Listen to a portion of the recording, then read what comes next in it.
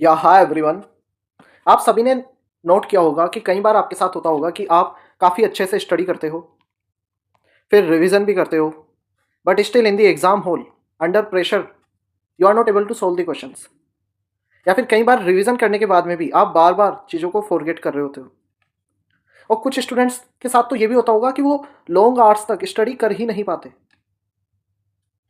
So in this video I will be telling you कि किस तरीके से आप अपने माइंड को ट्रेन कर सकते हो like a topper. I will be I will be telling you 8 brain boosting habits which are scientifically backed to sharpen your mind, क्योंकि यहाँ पे कहीं ना कहीं आपका माइंड अपनी 100% कैपेसिटी पे काम नहीं कर रहा है। That's why you are facing these issues. So if you want to address them, then watch this video till the end and apply। सिर्फ देखना नहीं है, इन हैबिट्स को अपनी लाइफ में इंटीग्रेट भी करना है। वो भी मैं एंड में आपको बताऊंगा कैसे आप इन हैबिट्स को अपनी लाइफ में इंटीग्रेट कर सकते हो। So core idea overall, always remember that जो इंटेलिजेंस है ना, वो फिक्स नहीं होती कभी भी। आप उस इंटेलिजेंस को, अपनी इंटेलिजेंस को मसल की तरह ट्रीट करो और उसे ट्रेन करो और ग्रो करो। जिस तरीके से जिम में आप जाते हो, आपकी मसल्स ग्रो होती है, उसी तरीके से there is something which is called mental gym, जो आपके ब्रेन की पावर को बूस्ट करता है। ठीक है, इससे आपकी मेमोरी इनहेंस होगी, थिंकिंग स्पीड अच्छी होगी, फोकस अच्छा होगा और ओवरऑल आपकी लाइफ में ग्रोथ आपको देखने को मिलेगी, whether you are doing studies और anything else. But before this, अगर आपको इस पूरे लेक्चर की पीडीएफ चाहिए, you can download it from my Telegram channel. And if you want exclusive resources for IAS preparation, then you can go and check out my website के free section में आपको कंप्रिहेंसिव रिसोर्सेज मिलेंगे। दोनों का link मैंने comment section में pin कर रखा है। नाउ फर्स्ट टेक्निक इज, जो कि काफ़ी ज़्यादा इंपॉर्टेंट है, जिस तरीके से आपकी बॉडी को राइट काइंड ऑफ डाइट की जरूरत होती है टू स्टे हेल्दी, वैसे ही आपके माइंड को भी डाइट की जरूरत होती है। अब माइंड को आप डाइट कैसे दोगे? तो वहां पे आपको स्मार्ट इनपुट्स देने हैं। आपको कुछ ऐसा डेली पढ़ना है, देखना है, जिससे आपका माइंड एनरिच हो। Okay, because specially in the UPSC scenario, जो आप डेली पढ़ रहे हो वही आप मेंस में लिखोगे। तो आपको एक रिच एडिटोरियल पढ़ना है। एनसीईआरटी के कुछ पॉइंट्स आप पढ़ सकते हो। स्पेशल जो NCERT 11th for physical geography, वैसी किताबें आप पढ़ सकते हो। सेकेंड एआरसी के पेजेस पढ़ सकते हो। ऑल दो सेकेंड एआरसी की इंटरैक्टिव समरी, क्रिस्प समरी मैंने मेरी वेबसाइट के फ्री रिसोर्स सेक्शन में दे रखी है, वहां से भी आप इसे डाउनलोड कर सकते हो। और आपको क्या नहीं करना है, आपको यूट्यूब, ट्विटर को रेंडमली स्क्रॉल नहीं करना है, स्पेशली शॉर्ट्स को। अगर शॉर्ट्स आपको कुछ इन्फॉर्मेटिव कंटेंट दे रहे हैं लिमिटेड टाइम में, then it's good. But randomly जो स्क्रॉलिंग करते हैं, that is definitely not good for your mental health. ठीक है, अब इससे यूपीएससी में क्या फायदा होगा, क्योंकि ये सब हम कर तो यूपीएससी के लिए ही रहे। सो जो भी आप मेंटल डाइट लोगे, माइंड की डाइट लोगे, हाई क्वालिटी स्मार्ट इनपुट्स लोगे, तो आपका कंप्रीहेंशन इंप्रूव हो जाएगा और आपका एक्सप्रेशन इंप्रूव हो जाएगा। That is definitely going to help you in GS two, in essay as well as in CSAT comprehension part. और सीसेट में यूपीएससी कंप्रीहेंशन जो पूछता है, उसके पीछे रीजन यही है कि स्टूडेंट कितना अच्छे से एनालिटिकली अंडरस्टैंड कर सकते हैं और राइट चॉइस मेक कर सकते हैं। इसके बाद में second and most powerful thing in my opinion, and I have benefited from it a lot, that is curiosity. हमेशा सवाल पूछो, हमेशा पूछो व्हाई, हाउ। डेली जो जहां पे भी आप कोई इनिशिएटिव देख रहे हो, सपोज आपने कोई पॉलिसी देखी गवर्नमेंट की, ask why government brought this policy. ठीक है, अगर आपने कोई मूवमेंट देखा जो अभी स्टार्ट हुआ है, तो जस्ट आस्क योरसेल्फ कि ये कैसे स्टार्ट हुआ, कहाँ से इसकी शुरुआत हुई थी। जैसे मी टू मूवमेंट है, तो उसके बारे में जब आपको सिंपली नहीं पढ़ लेना है, आपको ये पूछना है why it started, how it started. ठीक है, कहाँ से इसका स्टार्ट हुआ, हाउ इट एंडेड, और इज इट गोइंग ऑन। ये सारी तरीके से आपको पढ़ना है। तो आपको जो आपकी मेमोरी होती है, इससे डीपन होती है क्यूरियोसिटी से, और क्लैरिटी आपको आती है। और जब क्लैरिटी आती है तो आपका माइंड काम हो जाता है और एक्शन ओरिएंटेड हो जाता है।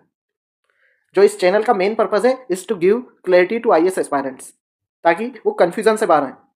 डोंट एक्सेप्ट फैक्ट पैसिवली, क्योंकि अगर आप ऐसे ही फैक्ट्स पढ़ लोगे कि 37% शेयर है वुमेन का अभी फीमेल एलएफपीआर, ठीक है, ऐसे करके, उससे नहीं। आपको अंडरस्टैंड करना पड़ेगा कि क्यों ये ग्रो हुआ रिसेंट में।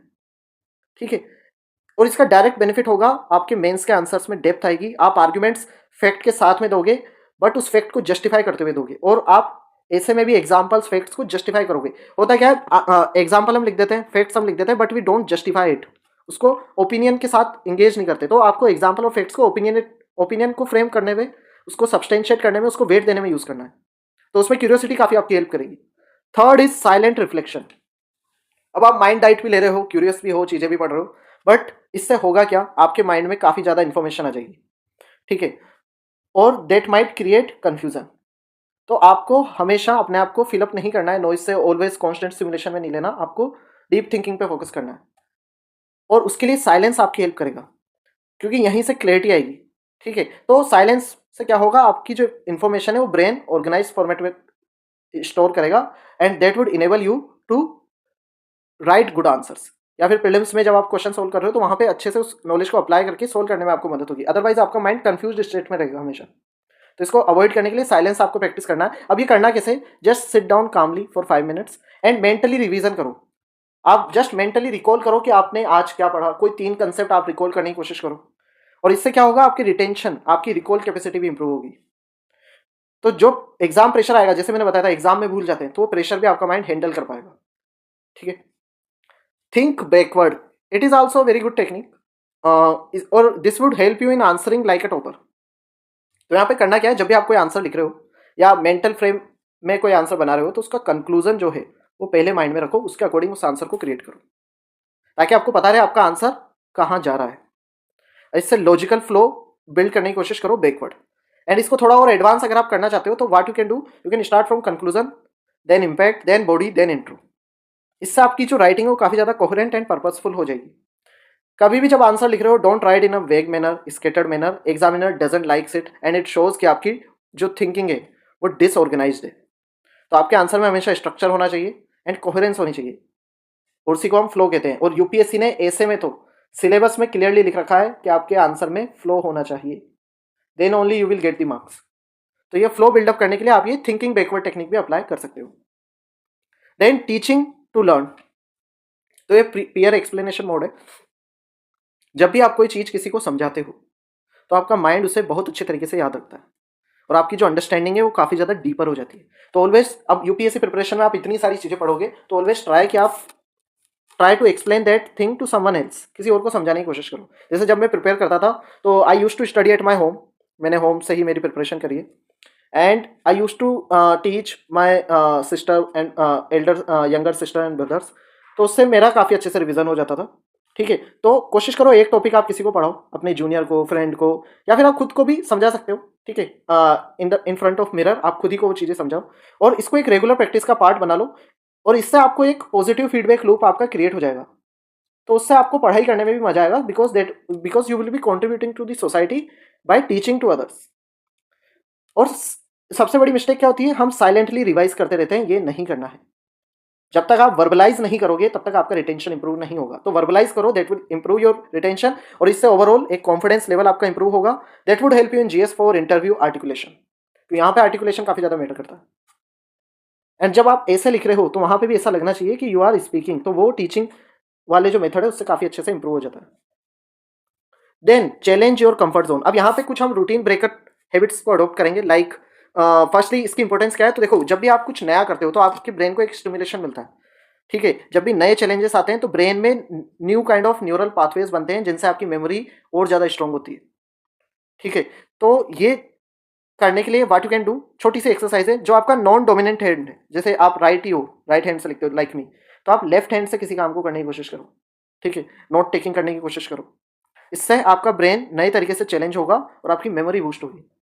अगर आप सेम रूम में पढ़ते हो, तो आप अपना इन्वायरमेंट चेंज करने की कोशिश करो, so that would help you your mind to think in a different way. आप पीवाईक्यू सोल्व कर रहे हो, तो आप किसी और सब्जेक्ट के किसी लास्ट ईयर्स के, लाइक आपने अगर 2024 के पीवाईक्यू सोल्व कर लिए, तो आप 2023 के ट्राई करो या 2013 के ट्राई करो। ठीक है, बट पैसिवली ऑटो पायलट पे सिर्फ किताब लेके सेम रूम में सेम तरीके से पढ़ते रहने से कुछ नहीं होगा। तो ये सारी चीजें करो, चैलेंज और कंफर्ट जोन। इससे क्या होगा, आपका माइंड फ्लेक्सिबल होगा, और डायनामिक क्वेश्चन फ्रेमिंग, जैसा अभी यूपीएससी में हो रहा है, स्पेशली प्रीलिम्स में, तो वहां पे आपको इसमें काफी ज्यादा हेल्प होगी। 7th है डेली रिकॉल बिफोर स्लीप। देखो साइलेंस में तो हम रिकॉल कर ही रहे हैं, वो ऐसा मोमेंट है आपके डे का जब आप फ्री हो और आपने रिकॉल करा अभी तक आपने क्या करा। बट बिफोर स्लीपिंग जो डेली रिकॉल है, ये भी काफी ज्यादा पावरफुल है, और ये जब आप करोगे, तो होता क्या है, जब स्लीप के बिफोर अगर आप कुछ रिकॉल करने की कोशिश करते हो, तो आपका माइंड उसे इंटरनल मेमोरी में स्टोर करता है during while you are sleeping. इसलिए स्लीप को कभी भी कॉम्प्रोमाइज नहीं करना चाहिए, अगर आप अपने ब्रेन को हेल्दी रखना चाहते हो तो, क्योंकि जो एक्चुअल मेमोराइजेशन होता है, स्टोरेज ऑफ इन्फॉर्मेशन होता है, वो स्लीपिंग के दौरान ही होता है। तो आप क्या कर सकते हो, बिफोर स्लीपिंग जो लास्ट 10 मिनट्स होते हैं जब आपको नींद नहीं आ रही है, वो आपकी स्ट्रॉन्गेस्ट लॉन्ग टर्म मेमोरी वाली विंडो है। तो उस प्राइम टाइम का आप इस्तेमाल करो, रिकॉल करो 5 फैक्ट्स या थीम जो भी आपने पढ़ा दिन भर में, ठीक है, और बिना नोट्स के करो, प्योर मेमोरी के बेसिस पे करो। This will build your recalling capacity, retention अच्छा होगा, and while you are sleeping आपका माइंड उसे स्टोर करेगा, और इससे आपको हेल्प होगी बिना स्ट्रेस के सोने में, क्योंकि आपको याद आएगा कि आपने इतना कुछ पढ़ लिया है, तो आपका स्ट्रेस डाउन हो जाएगा और सेल्फ चेक भी हो जाएगा, और इससे एक पॉजिटिव रीइंफोर्समेंट क्रिएट होगा, ठीक है। तो ओवरऑल इससे लॉन्ग टर्म रिटेंशन होगा और रैपिड रिवीजन भी होगा, आपको रिवीजन करने में भी ज़्यादा इशू नहीं आएगा, क्योंकि रिवीजन तो आप सोने के पहले भी कर ही रहे हो, ठीक है। एंड एट्थ टिप है, देखो होता क्या है, यूपीएससी का भी खुद का एक इको चैम्बर है। जैसे सोशल मीडिया एक इको चैम्बर है, वैसे यूपीएससी भी एक इको चैम्बर है। और इस इको चैम्बर में जब आप रहते हो तो आपके जो पर्सपेक्टिव ऑफ लाइफ है वो काफ़ी ज़्यादा लिमिट हो जाता है, क्योंकि आप सेम ही लोगों से इंटरेक्ट कर रहे हो, सेम चीज़ें पढ़ रहे हो, वो काफ़ी सालों तक, अगर कई बार एस्पायरेंट करते हैं 3-4 साल तक इसी प्रोसेस में रहते हैं, तो उनका माइंड काफ़ी ज़्यादा क्लोज हो जाता है। तो आपको क्या करना है, आपको इस यूपीएससी बबल से बाहर आना है, ठीक है, और डिफरेंट माइंड्स के साथ इंगेज करना है, डिफरेंट पर्सपेक्टिव एंगल से सोचना है। और इस ये जो यूट्यूब चैनल जिसमें मैं वीडियो लाऊंगा, तो यहाँ पे मैं डिफरेंट पर्सपेक्टिव लाऊंगा, लाइक सेल्फ हेल्प बुक जो है उनका जो कंटेंट है उसको यूपीएससी डोमेन से कैसे कनेक्ट कर सकते हैं, एआई को यूपीएससी डोमेन से कैसे कनेक्ट कर सकते हैं, तो वो चीज़ें भी मैं यहाँ पे आपके साथ शेयर करूंगा। For example what you can do in your daily life, आप डाइवर्स पीपल से इंगेज करो। जैसे एथिक्स अगर आपने पढ़ी है तो किसी डॉक्टर के साथ, अगर आपका कोई डॉक्टर फ्रेंड है उसके साथ में बात करो उस टॉपिक पे। इकोनॉमी आप पढ़ रहे हो तो किसी बैंकर के साथ बात करो, ठीक है। मॉनेटरी पॉलिसी काफ़ी ज़्यादा इंपॉर्टेंट टॉपिक है, आरबीआई काफ़ी ज़्यादा इंपॉर्टेंट टॉपिक है, तो अगर आपका कोई फ्रेंड है जो बैंक में काम करता है उससे आप बात करो। पॉलिटी पढ़ रहे हो तो किसी लॉ स्टूडेंट से बात करो। तो इससे क्या होगा, आपकी जो इनसाइट्स होंगी वो डाइवर्स फील्ड से आएंगी, और इसका सबसे ज़्यादा फायदा होगा कि जब आप एग्जाम्पल लिखोगे तो रियल लाइफ एग्जाम्पल होंगे मेंस में, वो रियल पर्सपेक्टिव्स होंगे, तो आपके आंसर को बाकी लोगों से यूनिक बनाएगा।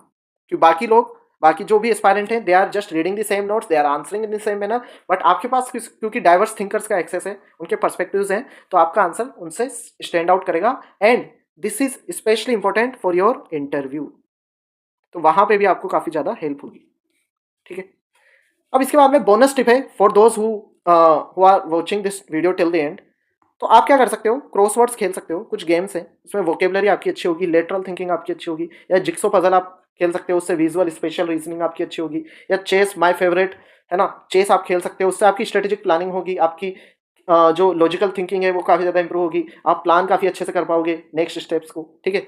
सुडोकू आप खेल सकते हो, पैटर्न रिकॉग्निशन में आपको हेल्प होगी, क्योंकि यूपीएससी में आपको पीवाईक्यू में एक पैटर्न देखना होगा, उसी के बेसिस पे आप डिसीजन लोगे, ठीक है। टॉपर कॉपीज में एक पैटर्न देखना होगा, क्वेश्चन के फ्रेमिंग में एक पैटर्न देखना होगा, आपकी खुद की स्टडीज में पैटर्न देखना होगा, तो देस games can help you a lot, ठीक है। फाइनली अब इसको डेली लाइफ में इंटीग्रेट कैसे करें, बिकॉज ये सारी टिप्स तो आपने पढ़ ली, बट अगर आप इनको अपनी लाइफ में इंटीग्रेट ही नहीं कर पाओगे, अप्लाई ही नहीं करोगे, तो कोई बेनिफिट नहीं होगा। तो अप्लाई करने के लिए what you can do, mind diet के लिए आप क्या कर सकते हो, ये आपका डेली बेसिस पे हो जाएगा। जब आप न्यूज़पेपर एडिटोरियल पढ़ रहे हो 20 मिनट आप उसमें दोगे सही, तो ये तो आपका डेली बेसिस पे होता रहेगा, और इससे it will help you in essay comprehension. Curiosity, देखो ये नेचुरल क्वालिटी आपको डेवलप करनी पड़ेगी, और जब आप क्वेश्चनिंग करोगे तो अपने आप क्यूरियोसिटी डेवलप हो जाएगी। तो जब भी आप कोई जीएस आंसर पढ़ रहे हो, जीएस की कोई थीम पढ़ रहे हो, पॉलिसी पढ़ रहे हो, तो just ask why, how, when, what would be its impact, तो उससे आपको अपने आप चीज़ें याद रहेंगी। देन साइलेंट रिफ्लेक्शन, जब भी आप फ्री होते हो या आप लाइब्रेरी से निकलते हो वाइल यू आर वर्किंग, वहाँ पे आप ये सारी चीज़ें कर सकते हो, ठीक है। इसके बाद में बैकवर्ड आंसर प्लानिंग, तो जब आपका एक basic level of syllabus cover हो जाए, तो आप बिफोर राइटिंग आंसर उसका कंक्लूजन सोचो, फिर उसके अकॉर्डिंग आंसर लिखो, और इससे आपका इंट्रो बॉडी कंक्लूजन काफ़ी ज़्यादा स्ट्रीमलाइंड होगा, ठीक है, एक फ्लो में होगा। टीच एंड रिकॉल, ये आप डेली बेसिस पे कर सकते हो, 10 मिनट लगा के कुछ भी अगर आपने नया सीखा है तो उसको किसी को एक्सप्लेन करो, उनकी भी हेल्प होगी और आपकी भी मेमोरी स्ट्रॉन्ग होती जाएगी, ठीक है। कंफर्ट चैलेंज, ये आप कर सकते हो, 5 मिनट लगेंगे, कुछ नहीं तो आप अपने सेकंड हैंड से ब्रश करो, ओके, तो उससे आपके माइंड एक्टिवेट होगा, कुछ जो न्यूरल पाथवेज हैं वो एक्टिवेट होंगे, तो आपका माइंड बेटर वे में फंक्शन करेगा। Diverse interaction, it is also quite easy, आप अपने कनेक्शन बना सकते हो, डाइवर्स लोगों के साथ इंगेज करो, हो सकता है ऑलरेडी आपके फ्रेंड्स हो जो बैंकिंग में हो, डॉक्टर हो, इंजीनियर हो, किसी भी फील्ड में हो, उनसे टाइम निकाल के बात करने की कोशिश करो, तो वो आपकी सोशल आइसोलेशन को भी एंड करेगा और आपको न्यू पर्सपेक्टिव भी देगा जो कि रियल लाइफ कंटेक्स्ट से है। देन पजल गेम्स, ये भी आप कर सकते हो, डिजिटल फॉर्मेट में आप ऐप डाउनलोड कर सकते हो, वहाँ पे आप इन सारी चीज़ों को प्रैक्टिस कर सकते हो जब भी आपका पढ़ाई का मन नहीं कर रहा, ठीक है, और इससे आपकी मेंटल क्लैरिटी होगी। जब आप ये 75 डेज तक कर लोगे, this things will become part of your habit.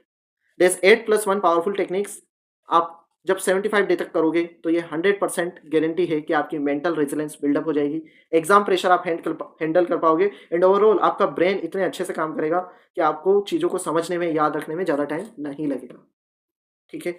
This will build your recall capacity, quality of your answers, and will make you mentally resilient, which is the most important quality in this entire UPSC journey. हम सिर्फ books पे काम करते रह जाते हैं, लेकिन हमें हमारे ब्रेन पे भी काम करना है, क्योंकि सारी बुक्स तो ब्रेन में ही जाएंगी, और अगर वो ब्रेन में जा ही नहीं पा रही तो आप उनका यूज कैसे करोगे? फाइनली, अगर आपको मुझसे फ्री मेंटरशिप चाहिए, you can connect with me on Telegram, and you can also download free resources from my website, and you can subscribe to this channel for continuing watching this kind of video lessons where I will be tackling diverse topics to help IAS aspirants. And all the best for your journey.